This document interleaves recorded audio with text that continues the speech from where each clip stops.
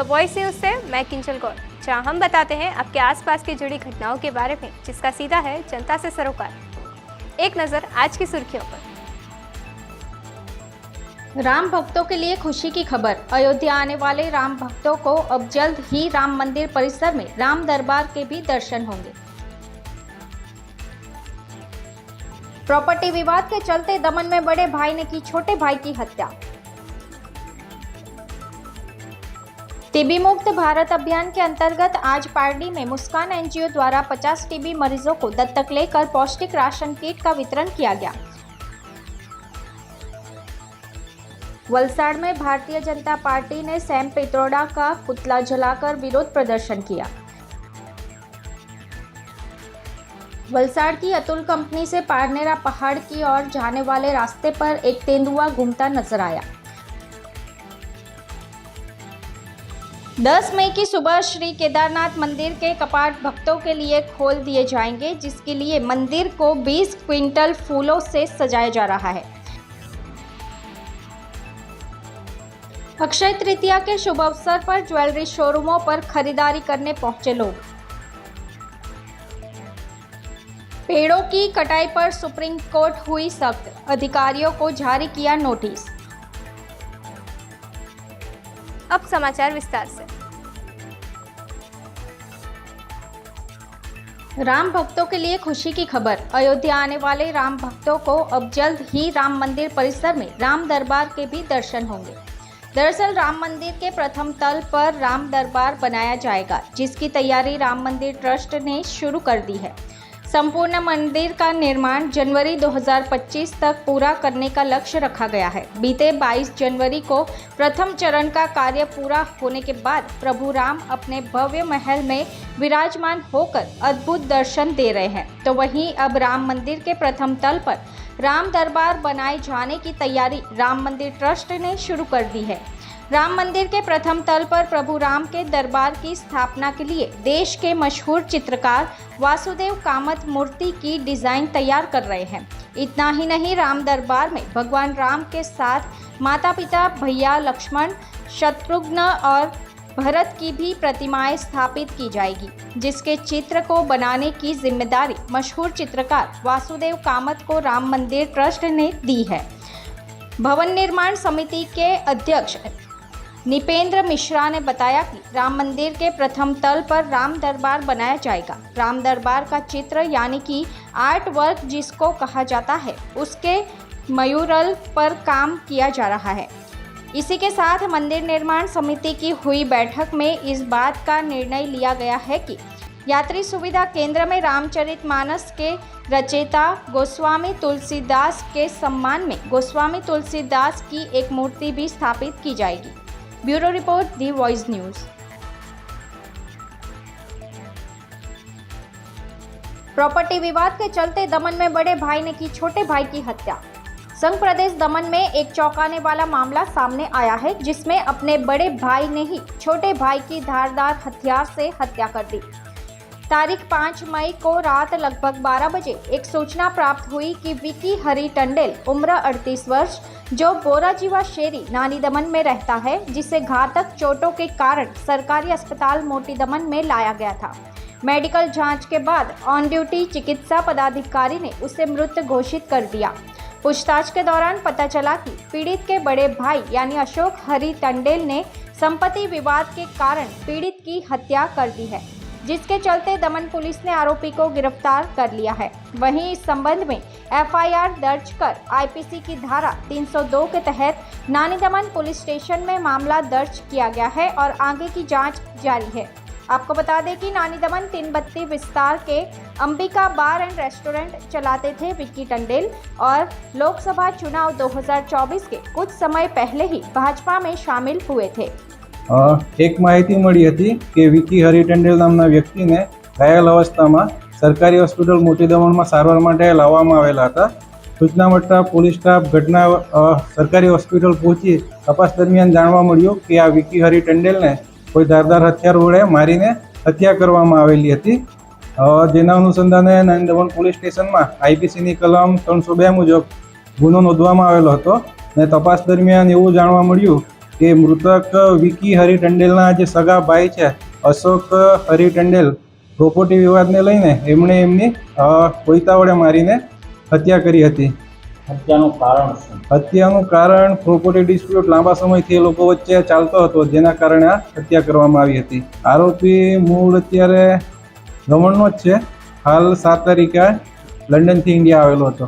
આ ઘટના 9 તારીખે રાત્રે 11 થી 11:30ની વચ્ચેની છે. અશોક કાશીએ પ્રોપર્ટી વિવાદને લઈને ઘણા સમયથી એ લોકો વચ્ચે ઝઘડા ચાલતા હતા, જેમના કારણે એમને ત્રાસીને એમના ભાઈની હત્યા કરી હતી. ના, એવું નથી. એમના ભાઈએ જ એમની હત્યા કરી હતી. ઘરમાં 2 જણ રહેતા હતા, મૃતક વ્યક્તિ અને એમનો ભાઈ અશોક ટંડેલ. અશોક ટંડેલની ધરપકડ એમના ઘરથી જ કરવામાં આવી છે. ના, નશાની હાલતમાં નહીં હતા, નોર્મલ હતા. दी वॉइस न्यूज़ के लिए दमन से बंटी दमनिया की रिपोर्ट।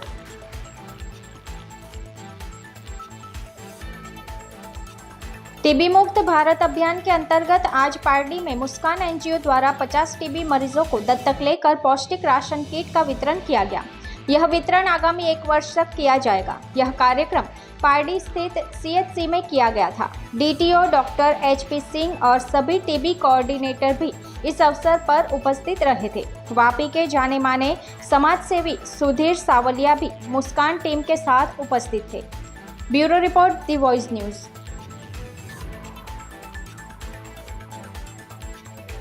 वलसाड़ में भारतीय जनता पार्टी ने सैम पित्रोड़ा का पुतला जलाकर विरोध प्रदर्शन किया। भारतीय नागरिकों को लेकर सैम पित्रोड़ा के विवादित बयान के खिलाफ वलसाड़ में बीजेपी ने विरोध प्रदर्शन किया। कांग्रेस नेता और ओवरसीज कांग्रेस के पूर्व अध्यक्ष सैम पित्रोड़ा के भारतीय नागरिकों को लेकर दिए गए विवादित बयान का देश भर में भाजपा ने विरोध किया है। इस पूरे मामले को लेकर वलसाड़ में भी भारतीय जनता पार्टी और भारतीय जनता पार्टी युवा मोर्चा ने आज़ाद चौक इलाके में सैम पित्रोड़ा पुतला जलाकर विरोध प्रदर्शन भी किया। साथ ही भारतीय जनता पार्टी ने मांग की है कि सैम पित्रोड़ा के खिलाफ इस मामले को लेकर कड़ी से कड़ी कार्रवाई की जाए। આપણે જેમ જોઈએ છે કે કોંગ્રેસ અને ગાંધી પરિવારના રાજકીય તે રીતે બધી જ જાતના જે સલાહકાર છે સેમ પિત્રોડા એમના દ્વારા વારંવાર કોઈને કોઈ રીતે નિવેદનો આપવામાં આવે છે. પહેલાં ઇનહેરિટન્સ ટેક્સ હોય કે પછી અત્યારે જ હાલમાં જે લેટેસ્ટ એમનું બયાનબાજી એવી હતી કે ઉત્તર પૂર્વી રાજ્યના લોકો ચાઇનીઝ જેવા દેખાય છે, આપણા દક્ષિણના લોકો આફ્રિકન જેવા દેખાય છે, નોર્થના લોકો અરબી જેવા દેખાય છે. તો આ રીતે જે એકદમ તુચ્છ જાતની એમની માનસિકતા એ દર્શાવે છે અને આપણા દેશની અખંડતા પર એક સવાલ ઉઠાવે છે. જેમ કે આપણને સૌને ખબર છે કે આપણું સંવિધાનની જે લોકો વાત કરે, સંવિધાનની બી એ લોકોએ ધજ્જા ઉડાવીને મૂકી દીધી છે. નોર્થ ઇસ્ટના લોકોને અગર આપણે ચાઇનીઝ કરીને બોલાવીએ તો એક ગુનો સાબિત થાય છે.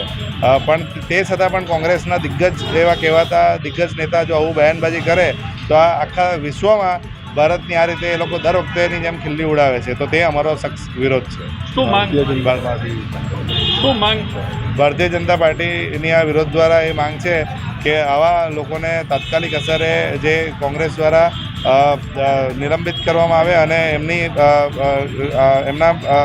એમની વિરુદ્ધમાં યુનાઇટેડ નેશન જેવા સંસ્થા દ્વારા સખ્તમાં સખ્ત કાર્યવાહી કરવામાં આવે. दी वॉइस न्यूज़ के लिए वलसाड़ से ओलिवर ठक्कर की रिपोर्ट।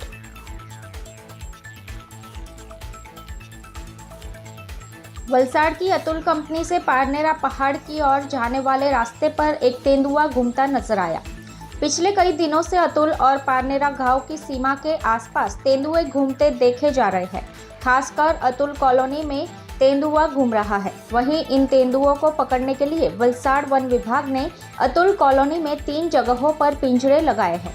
हालांकि तेंदुआ अभी पिंजरे में कैद नहीं हुआ है, जिससे इस इलाके में रहने वाले लोगों और कंपनी में काम करने आने वाले लोगों में डर फैल गया है। वहीं इस बात की जानकारी नहीं है कि लंबे समय से इस इलाके में घूम रहे तेंदुओं ने किसी को कोई जानमाल का नुकसान पहुंचाया है या किसी को घायल किया है। चूंकि अतुल गांव जंगल क्षेत्र है और पास में पार नदी बहती है, इसलिए यह भी अनुमान लगाया जा रहा है कि तेंदुए यहां शिकार के लिए आए हैं और पिछले कई दिनों से इस विशालकाय तेंदुए के अतुल पारनेरा गांव के आसपास घूमने की सूचना मिल रही है, जिसमें बीती रात अतुल कंपनी के गेट से पारनेरा पहाड़ जाने वाले रास्ते पर लगे सीसीटीवी कैमरे में तेंदुआ कैद हो गया और देखते ही देखते तेंदुए का वीडियो सोशल मीडिया पर वायरल हो गया। इससे पहले भी तेंदुए को अतुल कॉलोनी इलाके में घूमते देखा गया था। उसके बाद यह तेंदुआ दोबारा अतुल गांव में देखा गया और लोगों में डर फैल गया। ऐसे में लोगों के बीच मांग उठी थी कि वन विभाग जल्द से जल्द इन तेंदुओं के लिए पिंजरा मुहैया कराने का काम करे। दी वॉइस न्यूज़ के लिए वलसाड़ से ओलिवर ठक्कर की रिपोर्ट।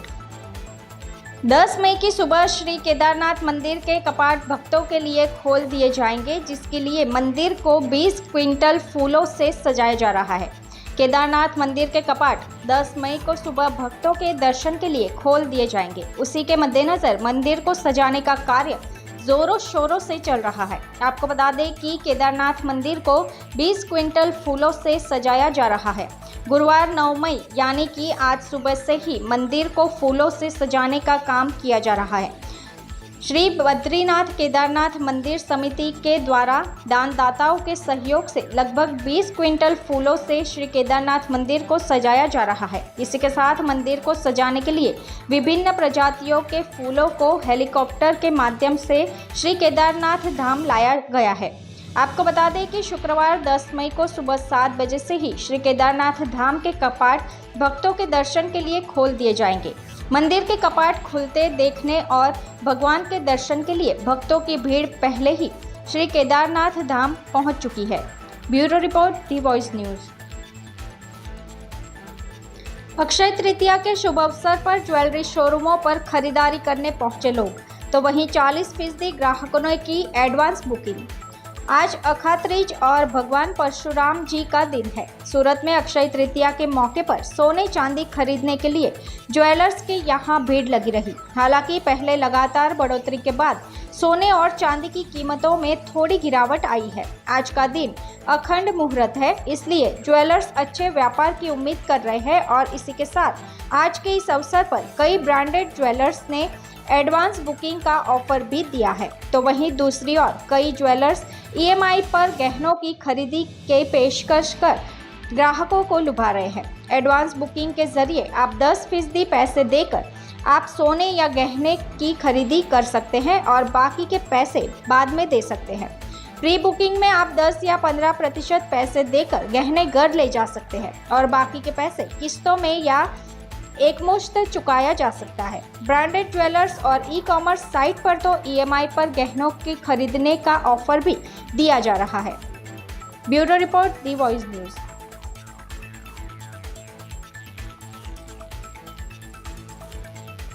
पेड़ों की कटाई पर सुप्रीम कोर्ट हुई सख्त, अधिकारियों को जारी किया नोटिस। सुप्रीम कोर्ट ने दिल्ली फॉरेस्ट रीज में बड़ी संख्या में पेड़ों को काटने के मामले में अवमानना याचिका पर DDA उपाध्यक्ष समेत अन्य विभागों के अधिकारियों को नोटिस जारी किया है। कोर्ट ने उन्हें अगली सुनवाई में पेश होने का आदेश दिया है। मामले की अगली सुनवाई 14 मई को होगी। अदालत ने यथास्थिति कायम रखने का भी आदेश दिया है। सर्वोच्च अदालत ने कहा कि प्रतिवादी प्राधिकारों को आगे किसी भी पेड़ की कटाई में शामिल नहीं होना चाहिए और यथास्थिति बनाए रखे। जस्टिस BR गवई और जस्टिस संदीप मेहता की पीठ ने कहा कि अगर हम संतुष्ट हुए तो हम दोबारा पेड़ लगाने के लिए कहेंगे। याचिकाकर्ता की ओर से पेश हुए वरिष्ठ अधिवक्ता मुकुल रोहतगी ने कहा, रीज प्रबंधन बोर्ड की संवैधानिकता की जांच करने का समय आ गया है। वह पेड़ों को काटने की इजाज़त दे रही है। उसे रीज डिस्ट्रक्शन बोर्ड कहा जाता है। यह मामला मैदान गढ़ी के पास छतरपुर रोड और सार्क विश्वविद्यालय के बीच सड़क के निर्माण के लिए 1000 से अधिक पेड़ों की कटाई से जुड़ा है। कोर्ट ने पिछली सुनवाई में कहा था कि अदालत के मना करने के बावजूद DDA ने सड़क निर्माण के लिए पेड़ों की कटाई जारी रखी। यह कोर्ट के आदेश की अवहेलना है। कोर्ट ने कहा था कि प्रथम दृष्टया हमने पाया कि सड़क निर्माण के लिए पेड़ों को काटने की DDA की कार्रवाई कोर्ट के आदेश का अवमानना है। कोर्ट ने 8 फरवरी और 4 मार्च 2024 को इससे जुड़ा आदेश पारित किया था। Bureau report, the voice news. तो ये थे आज के समाचार। अपनी आसपास की घटनाओं की माहिती आप हमारे WhatsApp नंबर 9898889116 पर भेज सकते हैं। अपने आसपास की खबरों को देखने के लिए बने रहिए तो वॉइस न्यूज़ के साथ। खबरों में बने रहने के लिए तो वॉइस न्यूज़ को सब्सक्राइब करें और बेल आइकन दबाएं।